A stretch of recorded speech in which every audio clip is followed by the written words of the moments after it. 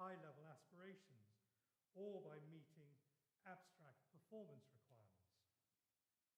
Within these projects, urbanity, rural or otherwise, still has to be established. Spaces still have to be defined. Relationships between buildings still have to be calibrated. Sequences of movement still have to be understood. Judgments about scale and density, similarity and difference still have to be made. The inhabited walls of a city, town or village still have to be designed, and their interface with the public realm determined. An atmosphere still has to be created. To make a successful street a walkable street, it's not enough to determine its width simply by aggregating the space allocated to front gardens, footpaths, swales, trees, cycle paths and carriageways, each of which has been accorded its own separate, that word again, corridor. It will almost certainly be too big. Indeed, generic standards applied indiscriminately, whether to the orientation of buildings or the proximity of window openings or the sizes of back gardens, are more likely to inhibit rather than enhance the ability to create atmosphere, to generate a sense of place. And if all they do is specify preferred typologies or define a general character rather than identify and articulate difference, the same is true of design codes. In invoking the qualities of the traditional city, I appreciate that I might be accused of being either nostalgic or, actually much worse in my terms, conservative. And it's true that the case I've been making is not dissimilar to that espoused by the government's Office for Place, whose chairman, after all, founded the organisation Create Streets. But unlike him, or unlike them, we, because here I'm talking on behalf of our practice, have no desire to replicate historical forms. What interests us is something more fundamental about how buildings participate in the making of the city, how buildings can work in concert with others to frame and give character to external space, how they can weave urban fabric. This is something we've always tried to pursue, whether as architects responsible for individual buildings or as master planners setting out the structure of a new development. At King's Cross in the centre of London, at Keybridge in South London, and in a very different climate in the Middle East, in Doha.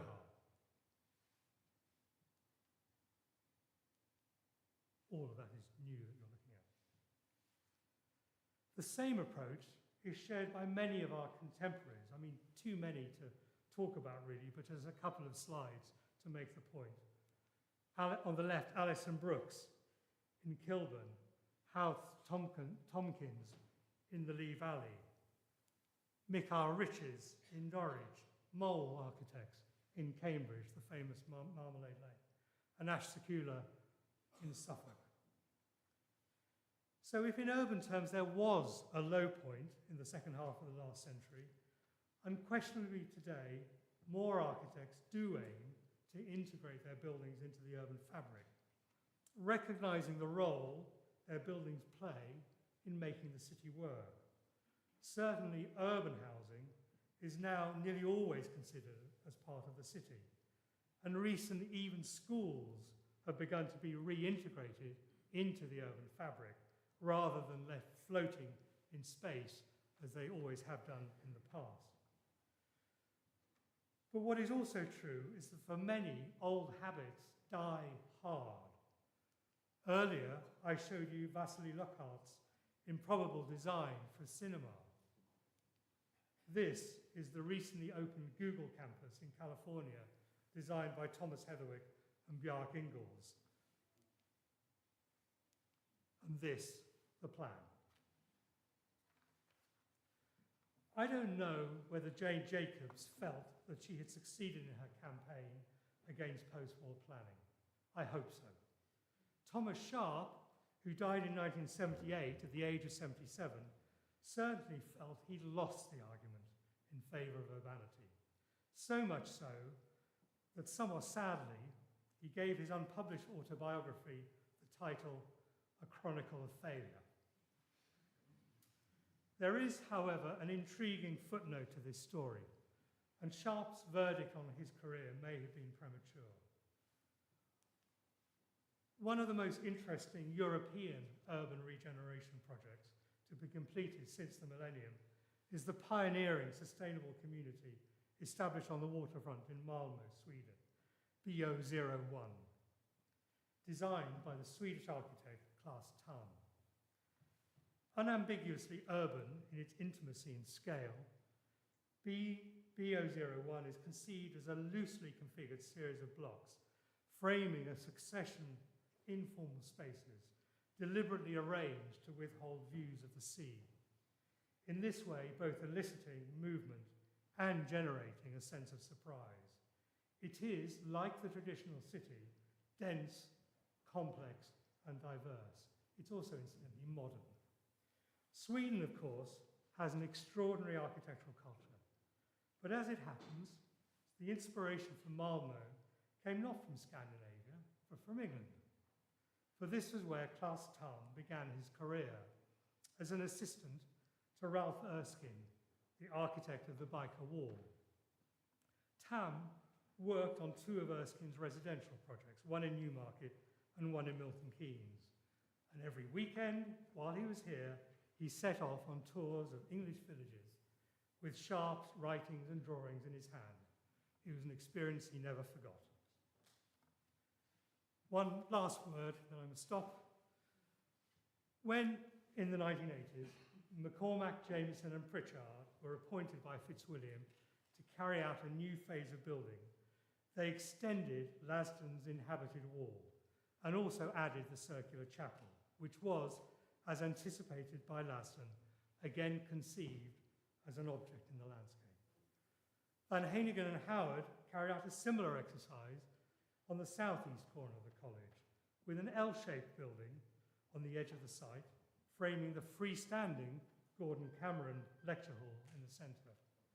When it was our turn, we followed the same principle, further extending the inhabited wall to create Gatehouse Court and placing the public building, the auditorium you're now sitting in, as a pavilion in the gardens. And most recently, Cullinan added a further range to house the college library.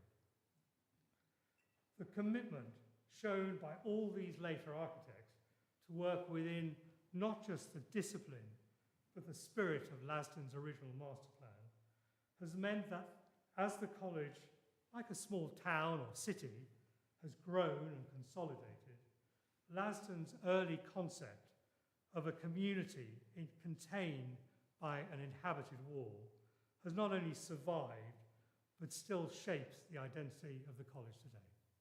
Thank you.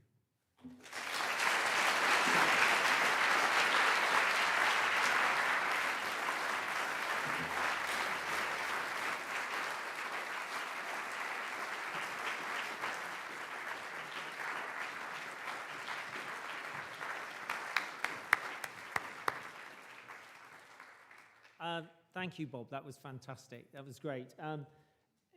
Very stimulating in terms of questions about the role of the city and so forth, and linking it into collegiate Cambridge and particularly close to home in terms of the Fitzwilliam community. What I'd like to suggest now is that we go and charge our glasses with a drink, and you'll have an opportunity to chat to Bob in the foyer and also to look at our exhibition celebrating the 60 years of architecture at Fitzwilliam. So if you just join me again in thanking Bob for this.